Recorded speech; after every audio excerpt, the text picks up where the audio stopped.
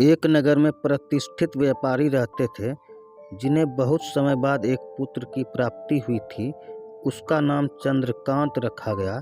चंद्रकांत घर में सभी का दुलारा था।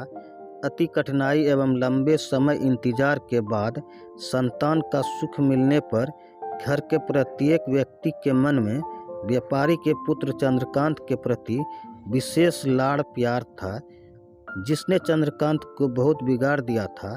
घर में किसी भी बात का अभाव नहीं था। चंद्रकांत की मौत से पहले ही उसकी सभी इच्छाएं पूरी कर दी जाती थी।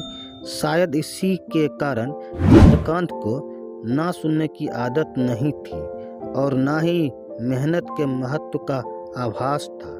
चंद्रकांत जीवन में कभी अभाव नहीं देखा था, इसलिए उसका नज़रिया जीवन के प्रति बहुत अलग था। और वहीं व्यापारी ने कड़ी मेहनत से अपना व्यापार बनाया था। ढलती उम्र के साथ व्यापारी को अपने कारोबार के प्रति चिंता होने लगी थी। व्यापारी को चंद्रकांत के व्यवहार से प्रत्यक्ष था कि उसके पुत्र को मेहनत के फल का महत्व नहीं पता। उसे आभास हो चुका था कि उसके लाड़ प्यार ने चंद्रकांत को जीवन की वास्तविकता और जीवन में मेहनत के महत्व से बहुत दूर कर दिया है। गहन चिंतन के बाद व्यापारी ने निश्चय किया कि वह चंद्रकांत को मेहनत के फल का महत्व स्वयं सिखाएगा, चाहे उसके लिए उसे कठोर ही क्यों न बनना पड़े। व्यापारी ने चंद्रकांत को अपने पास बुलाया और बहुत ही तीखे स्वर में उससे बात की। उसने उससे कहा कि तुम्हारा मेरे परिवार में कोई अस्तित्व नहीं है। तुमने मेरे कारोबार में कोई योगदान नहीं दिया और इसलिए मैं चाहता हूँ कि तुम अपनी मेहनत से धन कमाओ, तभी तुम्हें तुम्हारे धन के मुताबिक 2 वक्त का खाना दिया जाएगा। यह सुनकर चंद्रकांत को ज़्यादा कोई फर्क नहीं पड़ा। उसने उसे क्षण भर का गुस्सा समझ लिया, लेकिन व्यापारी ने भी ठान रखी थी। उसने घर के सभी सदस्यों को आदेश दिया कि कोई चंद्रकांत की मदद नहीं करेगा और ना ही उसे बिना धन के भोजन दिया जाएगा। चंद्रकांत से सभी बहुत प्यार करते थे, जिसका उसने बहुत फायदा उठाया।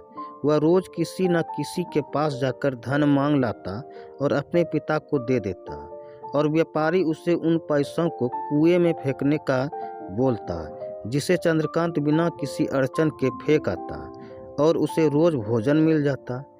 ऐसा कई दिनों तक चलता रहा, लेकिन अब घर के लोगों को रोज रोज धन देना भारी पड़ने लगा। सभी उससे अपनी कन्नी काटने लगे, जिस कारण चंद्रकांत को मिलने वाला धन कम होने लगा और उस धन के हिसाब से उसका भोजन भी कम होने लगा। एक दिन चंद्रकांत को किसी ने धन नहीं दिया और उसे अपनी भूख को शांत करने के लिए गांव में जाकर कार्य करना पड़ा। उस दिन वो बहुत देर से थका हारा व्यापारी के पास पहुंचा और धन देकर भोजन मांगा।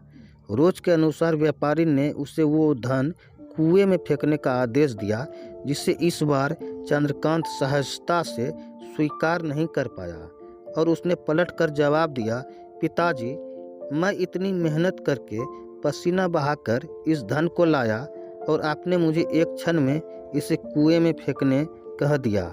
यह सुनकर व्यापारी समझ गया कि आज चंद्रकांत को मेहनत के फल का महत्व समझ आ गया है। व्यापारी भली भांति जानता था कि उसके परिवार वाले चंद्रकांत की मदद कर रहे हैं, तभी चंद्रकांत इतनी आसानी से धन कुएं में डाल आता था। लेकिन उसे पता था एक न एक दिन सभी परिवारजन चंद्रकांत से कन्नी काट लेंगे। उस दिन चंद्रकांत के पास कोई विकल्प शेष नहीं होगा। व्यापारी ने चंद्रकांत को गले लगा लिया और अपना सारा कारोबार उसे सौंप दिया। शिक्षा। आज के समय में उच्च वर्ग के परिवारों की संतानों को मेहनत के फल का महत्व पता नहीं होता, और ऐसे में यह दायित्व उनके माता पिता का होता है कि वो अपने बच्चों को जीवन की वास्तविकता से अवगत कराएं। लक्ष्मी उसी घर में आती है जहां उसका सम्मान होता है। मेहनत ही एक ऐसा हथियार है जो मनुष्य को किसी भी परिस्थिति से बाहर ला सकता है।